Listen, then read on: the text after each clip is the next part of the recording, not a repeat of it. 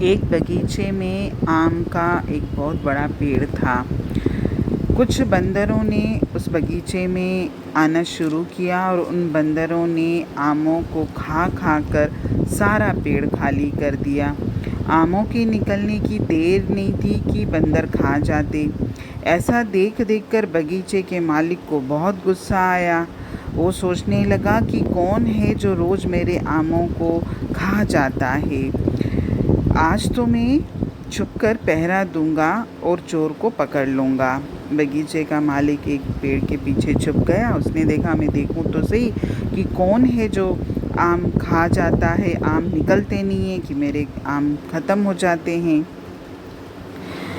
जब उसने छुपकर देखा कि ये तो बंदरों का काम है तो उसे बहुत गुस्सा आया। उसने एक डंडा उठाया और बंदरों को मारना शुरू किया।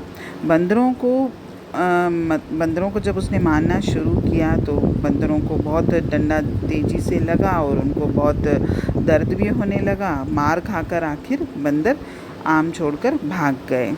परंतु बंदरों का जो आम खाने का मन था वो तो उनको बार बार उस बगीचे की तरफ खींच रहा था। पर बगीचे के मालिक ने उनको मारा था तो उनको मार भी बहुत याद थी। तो उन्होंने सोचा कि अगर हम आम के बगीचे में दोबारा गए तो हमें फिर डंडे की मार खानी पड़ेगी। इससे तो ये क्यों न करें हम कि खुद आम का पेड़ ही उगा लें। तो ऐसा सोचकर वे कुछ आमों की गुठलियाँ उठा लाए और जहाँ पर उनका बसेरा था, जहाँ वो लोग रहते थे, वहाँ उन्होंने मिट्टी खोदकर गुठलियाँ डाल दी। लेकिन बंदर तो वैसे भी चंचल वृत्ति के होते हैं और उनमें धीरज की कमी होती है।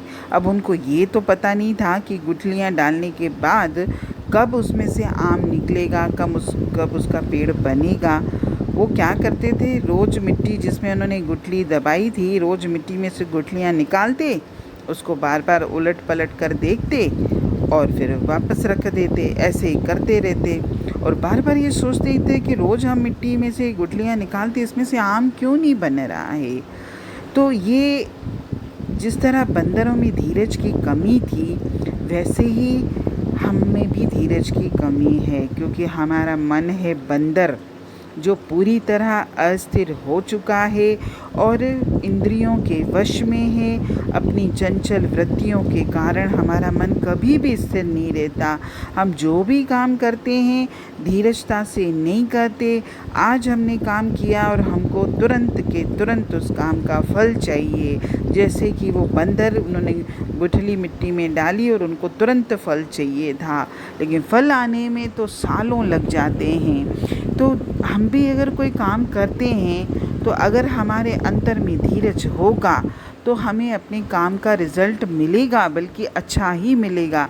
लेकिन हम में धीरज नहीं है।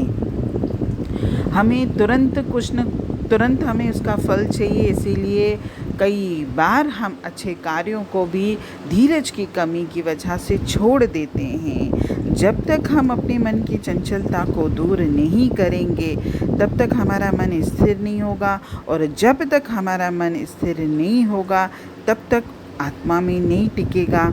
इसीलिए हमारे मन को आध्यात्मिक ज्ञान की ज़रूरत है, और जब तक हमारे मन को आध्यात्मिक ज्ञान का डंडा नहीं पड़ता, हमारा ये मन रूपी बंदर कभी भी सीधे रास्ते पर नहीं आएगा।